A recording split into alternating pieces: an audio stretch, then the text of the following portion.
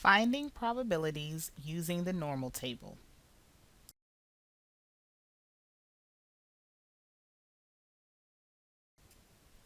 For example, Miss Brown wanted to know if take-home tests would result in higher exam scores than traditional in-class tests.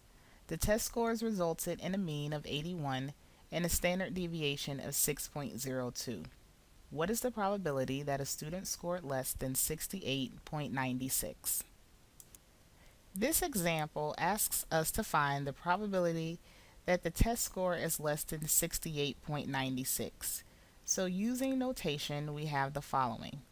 The probability that x is less than 68.96. To find the probability, we are going to first convert x to a z-score and then use the normal table to find the probabilities. Recall the z-score formula is the following. We have z is equal to x minus x bar over s. So plugging the values into the formula, we obtain 68.96 minus the mean of 81 over the standard deviation of 6.02.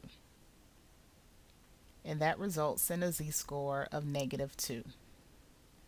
So now that we've converted this information to a z-score, we now can find the probability that z is less than -2.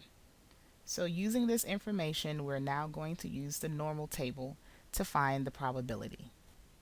So since we're trying to find the probability that z is less than -2,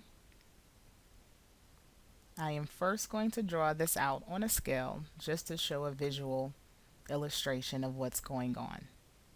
So I'll count 3 standard deviations to the right and 3 standard deviations to the left and label my z-score of -2 on the scale. And again, I'm going to shade to the left because that's the area I'm trying to find.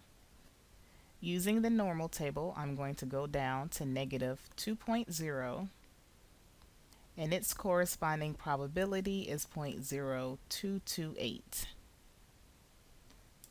Thus, the probability that a student scored less than 68.96 is 0.0228.